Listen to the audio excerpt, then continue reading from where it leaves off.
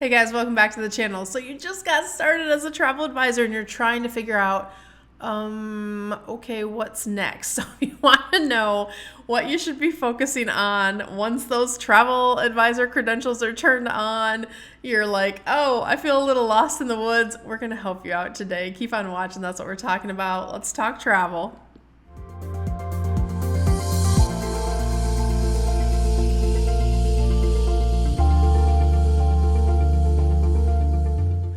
All right, guys, don't forget to take a moment and like, subscribe, and ring that notification bell over on YouTube. We bring you amazing content every single week to help you with your travel businesses, and I don't want you to miss a thing. If you're new here, I'm Cyndi Williams. I'm the CEO and founder of Wanderlust Campus, which helps you launch, grow, and supersize your travel business. You can find all of our information over at travelschool.com. I will link that down below.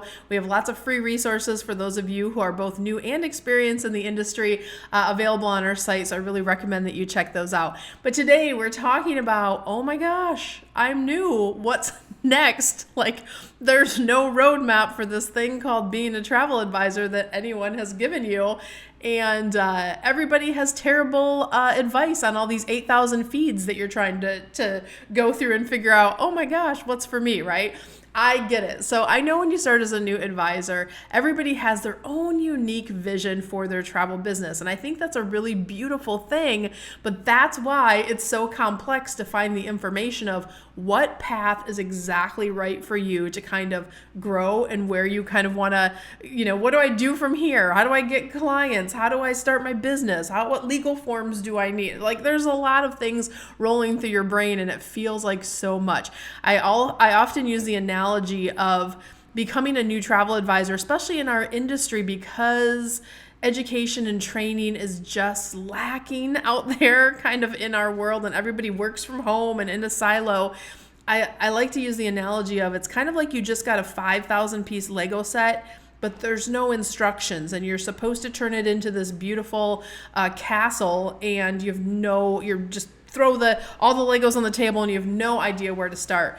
So I want to just give you kind of a framework today. Let's kind of put that instruction manual, at least the first couple pages of it, together on how to kind of go through this journey as a new travel advisor. So let's talk Lego instructions, or travel advisor 101 instructions. The first thing I always recommend with a new advisor is, no matter where you are, is just take a beat, take a breath, and I want you to sit down and write what your goals are for your travel business. Get clarity around how you want to serve the world. What's your big vision for your travel business? Where do you see yourself in a year from now, in 3 years from now, in 5 years from now? And let yourself kind of get out of your head and dream really big.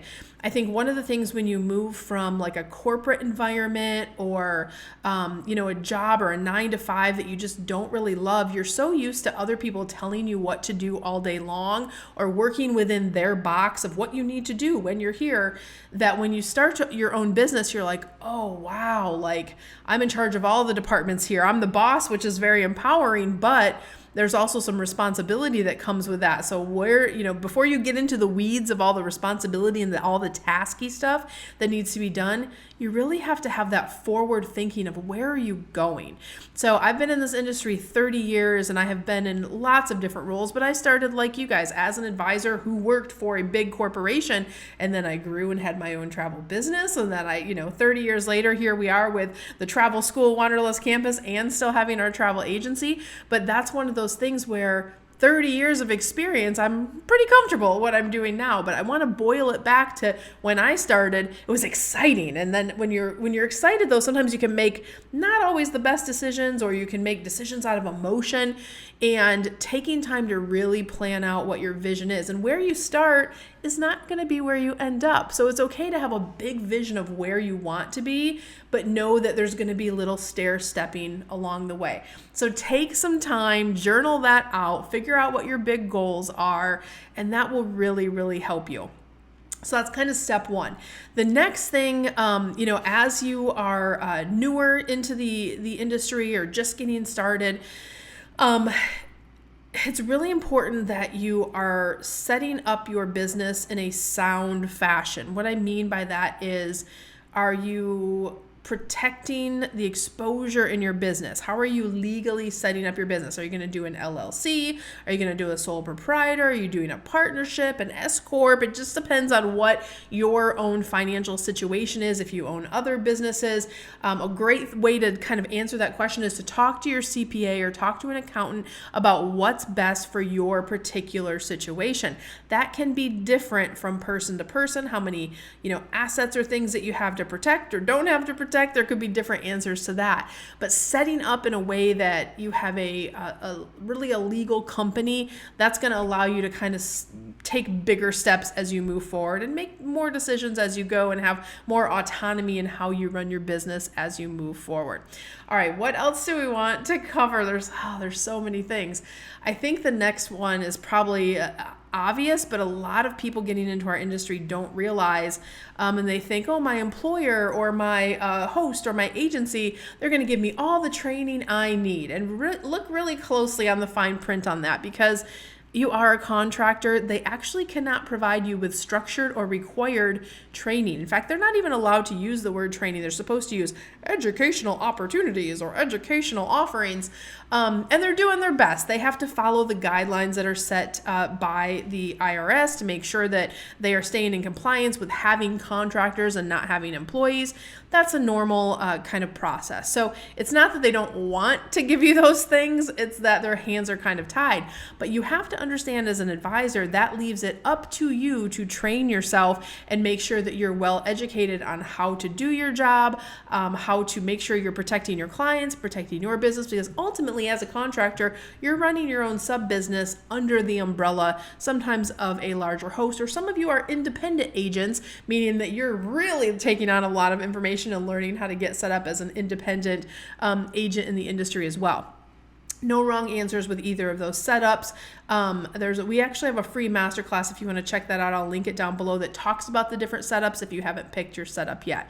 But training is one of those big things, because you have to understand all of those different intricate facets on how to run your business, and understand also, I think the biggest surprise for people that love travel and they've been booking their own travel online for years is they're like, oh, I love it. I'll be so good at this. And you probably will, but you do have to understand booking travel for others is very different than booking travel for yourself, and how you present it and how you propose it and how you gather a credit card and how you take that payment and how you service the reservation from the day that they book it to the day that they go. There's little different pieces that you need to understand to really do that well and really be able to scale your business. So I would say, if you haven't already selected a training solution, definitely check out travelschool.com. We'd be honored to help you, or figure out how you're going to fulfill that need of getting all of that training done to make sure that you're feeling skilled and really comfortable about doing your job as a travel advisor. All right, the next hat you have to wear. There's lots of hats you have to wear in the travel industry, and this comes as a surprise to people, or sometimes people just start as a hobby and they're like, I'm just going to test it out and kind of work with friends and family. No judgment. A lot of us started that way. But there comes a time when you don't really want to work with friends and family anymore. They're not always the best clients. They don't want to pay your fees, all the things, right? But you want real clients that are coming to you and saying, oh, you sell Disney, you sell cruises, you sell XYZ. I want to work with you. And you want to start working with real, actual clients that you maybe don't actually know as a friend or a family member. And in order to attract clients like a magnet, you have to become a good marketer. So you have to put on this new hat of, oh my gosh, I have to learn how to market my business.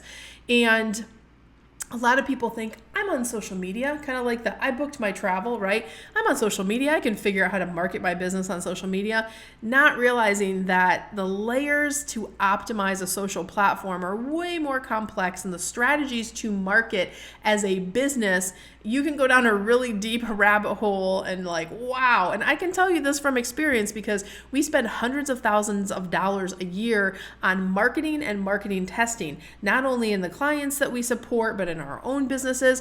And one of the reasons why our program is so popular is because people don't want to waste money. We waste it, figure out what works, what doesn't work, and then we boil it down to the best things that are creating more leads in the industry, creating more customers, and really getting to that point of conversion. That's what makes it into teaching our marketing machine in Wanderlust Campus. Now, I had to do that myself. There was no Wanderlust Campus when I started. I would love to go back in time and give that to myself, but it didn't exist. So I had to waste a lot of money. I had to allow myself to fail forward when it came to marketing. So if you don't have the luxury of Wanderlust Campus, you don't have, you're not part of that whole network, and you're just going to try to figure out how to DIY it, just give yourself some grace and understand you may have to spend hundreds, if not thousands of dollars testing things that don't work to figure out the things that do work. Marketing dollars is one of those areas that you can kind of bleed money if you're not careful. So kind of go slow, learn how to plan, create, and schedule your marketing, but also how to assess how your marketing is doing so you can figure out where to put more marketing dollars, where to scale back. The other thing is there's a lot of free ways that you can market, free strategies. That's the beauty, is you can marry a lot of the free strategies, or what we call organic marketing types, with paid marketing types. So you don't actually have to have a huge marketing budget, but you do have to know what you're doing to tie those things together. So start researching marketing if you're doing it on your own, or if you're working with us, we'll walk you through all of that stuff. And then last but not least, the other thing, because I don't want to make this a 3-hour long webinar today, right? But the last thing I want to say is you have to trust your gut. For some of you that are new and you just realize, oh no, I signed up with an MLM and they just asked me to recruit my friends for money. I don't think this is what I thought it was. Listen, we've all made mistakes or crazy things, or maybe you got into a setup where the commission split, it's not good. It's okay to take a beat, do that goal setting that I talked about at the beginning of this video, and figuring out what you really want, and then do a course redirect. It's okay to pivot. It's okay to change. But if you know something's not right about your setup, or something's not right about where you are, you don't have the support, it just feels uncomfortable and it's not coming into alignment, that's usually the universe telling you you're not quite right on your right path. It doesn't mean your desire to sell travel is going to go away. It doesn't mean you can't be great at this. It just means you need to now adjust. You need to take accountability over being the captain of your ship. You're in charge of your travel business. You have to make an adjustment in order to get back on course. So figure out, is it training I'm missing? Is it support I'm missing? Am I in a bad setup? If you're feeling way too overwhelmed, you have to figure out how to connect those dots or take ownership over how you're going to get those answers. So I hope this was helpful for you guys today. I want to encourage everyone, again, grab those free resources at travelschool.com. For those of you who know you want a little bit more and you want to really dive into earning your certification, and you want that information on not just how to have a proper setup, but how do I get really skilled at doing my job as a travel advisor? How do I get real systems in place, like marketing machine systems, a sales system, a service system, automations, tech, all of that information that will really help you get your business to the next level? That's what Wanderlust Campus does. That's what we do through the Careers on Vacation program, is teach you all those specifics. And this is not a bunch of e-learning, guys. Yes, you have access to videos and curriculum, but you also get to jump into real live classrooms with me, with my experts, so you can really learn how to get to that skills-based learning and implement these in real on-the-job training. And we do have more case studies than any other educational program, and we're a 9-time Magellan Award winner from Travel Weekly. And yes, we are an ASTA affiliated travel school, which is a big deal. So visit us over at careersonvacation.com/ready now if you want to chat with our enrollments department. We can have a quick conversation with you to understand where you are, what your custom goals are, because everybody's vision is different. And that's a beautiful thing about a program like Wanderlust Campus. We work for you as our student. We do that consulting piece of helping you kind of get to your vision. So I'll link all that down below, and we'd be honored to help you. But guys, I hope overall you have a good idea of kind of where to direct your time and energy as you're going. And listen, we'll be back next week. Wherever you are in your journey, I wish you so much love, so much abundance. I wish you the world. We'll see you guys next time.